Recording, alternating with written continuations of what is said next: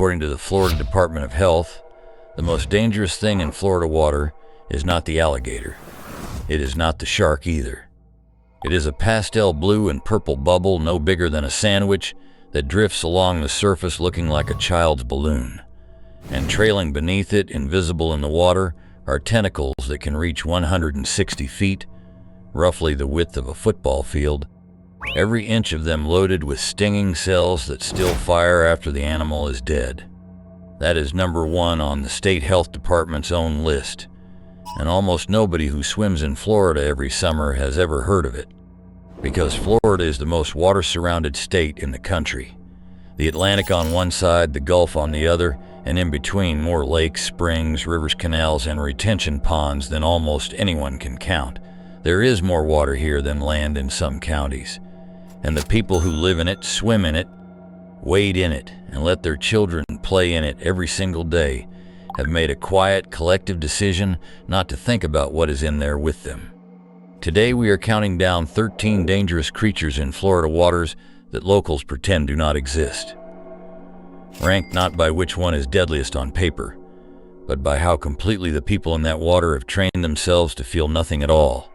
And by the time we reach number one, you will understand why the calmest, warmest, most inviting water in Florida is the water you should think hardest about.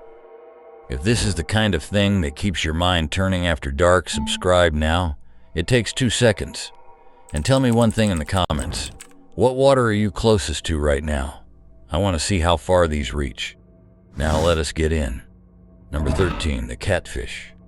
We start with the animal that sends more Floridians to the phone than almost anything else in the water. Catfish, along with scorpionfish and their relatives, are the most common source of water-related calls to Florida's poison control centers. Not sharks, not jellyfish, catfish.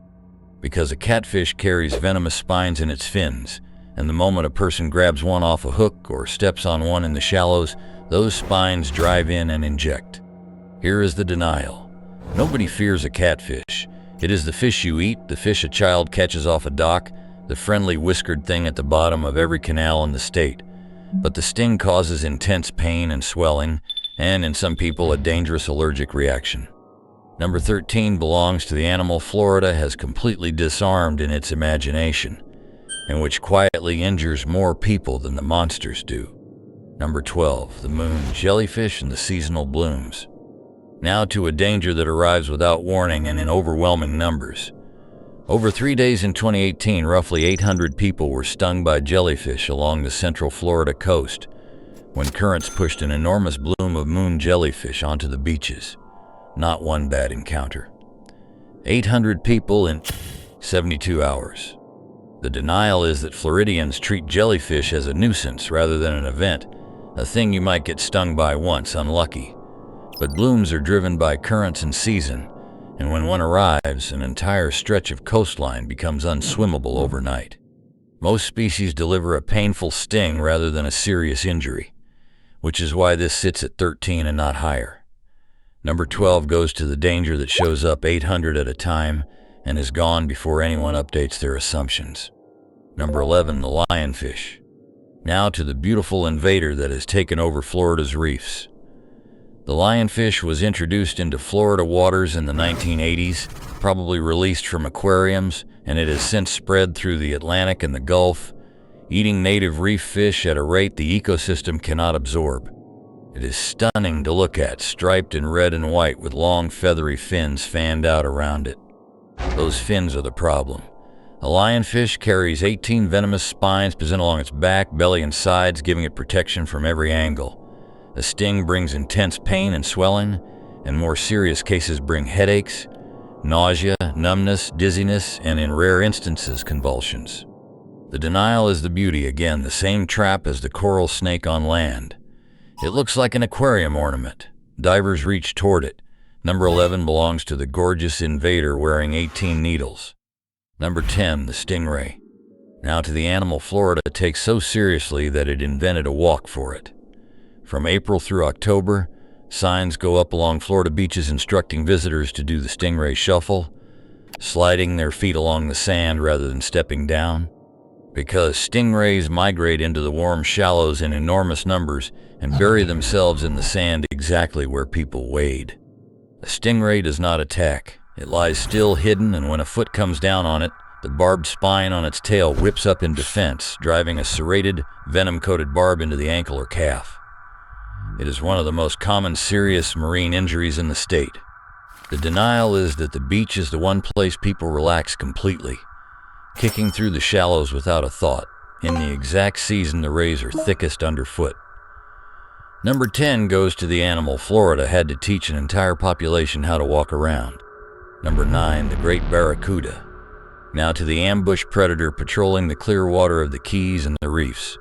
The great barracuda grows to 6 feet and 110 pounds, a long silver torpedo with a mouth full of fang-like teeth built for slicing, and it can accelerate in bursts exceeding 35 miles an hour. It hunts by sight, holding motionless in the water column, and then covering the distance faster than anything else on the reef. The denial is that people know barracuda are mostly indifferent to humans and so relax entirely. That is true. But this fish strikes at flash and motion, which is exactly what a shiny watch, a dangling piece of jewelry, or a bright lure looks like from below in murky water, and its bite is a deep slicing wound. Number 9 belongs to the 6-foot predator hovering just off the reef, watching everything that glints. Number 8, the ciguatera toxin. We are right at the halfway mark, and if you are still here, you are clearly someone who actually wants to know what is in that water. So hit subscribe if you have not yet, because from here the list stops being something you can walk away from. Now to a danger with no body at all. Ciguatera is a marine toxin that builds up in large reef fish, grouper, snapper, barracuda, hogfish as it moves up the food chain from the algae where it begins. You cannot see it, smell it, or taste it. Cooking does not destroy it. The fish looks perfect.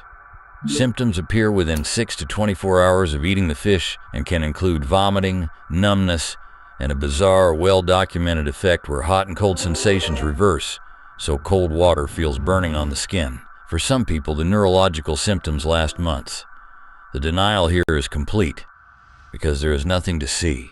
A family eats a beautiful fresh-caught reef fish, and the danger was inside the meal the entire time.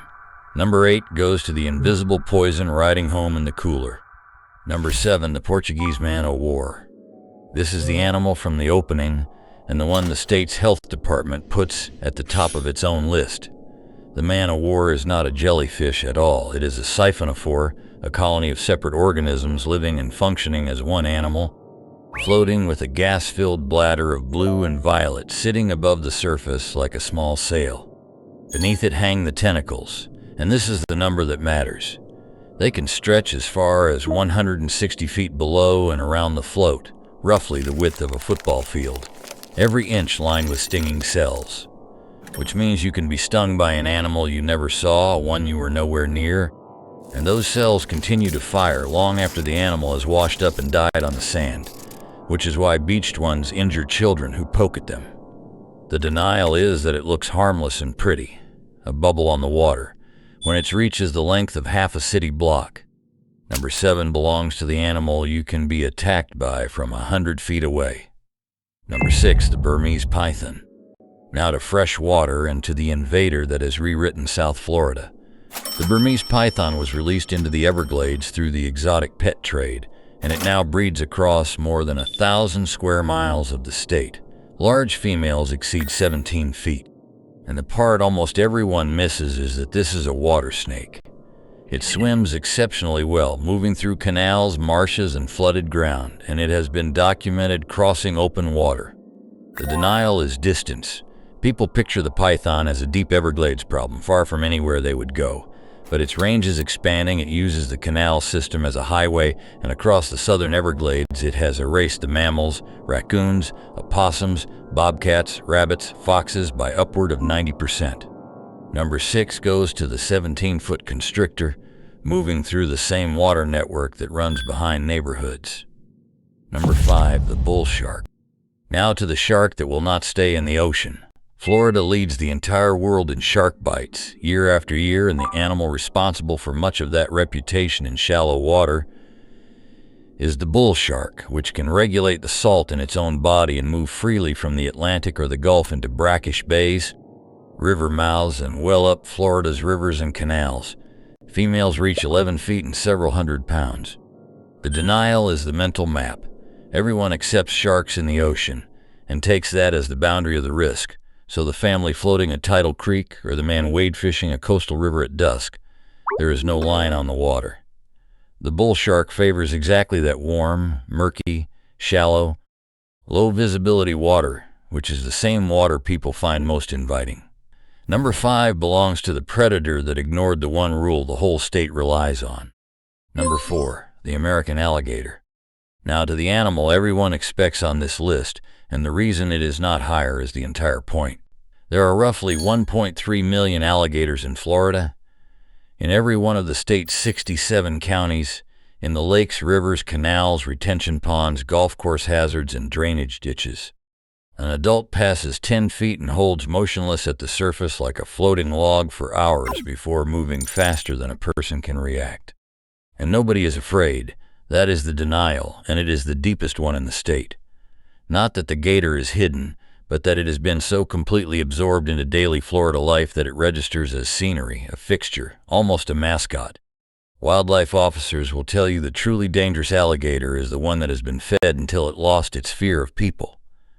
And that fear is something humans destroy themselves, one tossed marshmallow at a time, in the exact ponds where children play.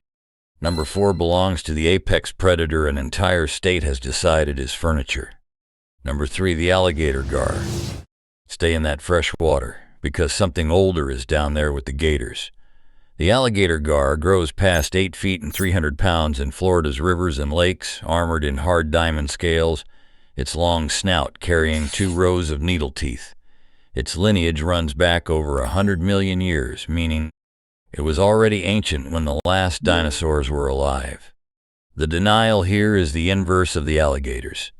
It looks so exactly like a monster that people who glimpse one surfacing assume it must be a man-eater, then learn there is no record of one ever killing a person and file the entire animal under harmless exaggeration. But that habit, seeing something enormous and deciding to relax, is the precise reflex that gets a person hurt when the next shape in the water is not a gar. Number 3 goes to the living fossil that taught Florida to shrug at what surfaces. Number 2, Naegleria fowleri. Before we reach number 1, we come to the thing in Florida water you can never see coming. Naegleria fowleri is a single-celled organism that lives in warm, still fresh water. The summer lake, the pond that has sat hot for weeks, the shallow water children dive into over and over. There is no ripple, no shape, no shadow. It does nothing at all if you swallow it. It becomes deadly in exactly one way, when water is forced up the nose, allowing it to travel along the nerve into the brain. The infection it causes kills more than 97% of the people who get it, usually within about 5 days. Cases are genuinely rare, and that rarity is real and worth holding on to. The Centers for Disease Control is clear that the risk to any individual swimmer is very low, and that simple steps sharply reduce it, keeping your head up, holding your nose, using a nose clip in warm, still water. Number 2 belongs to the one thing on this list that gives you nothing to look at. Number 1, the water you trust the most. Stay with me because this is the honest answer, and it is the thread through all 13. The most dangerous water in Florida is not the deep Everglades or the open Gulf. It is the warm, calm, ordinary water that feels the safest. The retention pond behind the houses, the canal at the end of the street, the shallow lake at the park, the beach shallows in August. Every single thing on this list lives there. The gator is in the pond, not the wilderness. The bull shark is in the shallow creek, not the deep ocean. The stingray is in the ankle-deep surf, where children play. The amoeba in the warm summer lake. The man-o'-war drifting into the same swimming beach with 160 feet of reach. Florida's dangerous water is not somewhere else. It is the water the whole state was built around. And that is why the denial works. You cannot live in Florida and be afraid of water because water is Florida. So the entire state learned to look at a canal, a pond, a warm shallow bay, and feel nothing whatsoever, because feeling something would make an ordinary summer impossible. The creatures did not hide from us. They are in the exact places we decided were safe, and looking honestly would mean changing how we spend every single day here.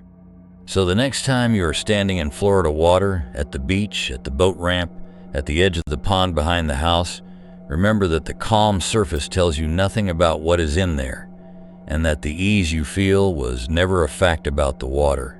It was only ever a decision to stop looking. If this is the kind of thing that keeps your mind turning after dark, subscribe and stay with the channel. And tell me in the comments, what is the water closest to your own back door?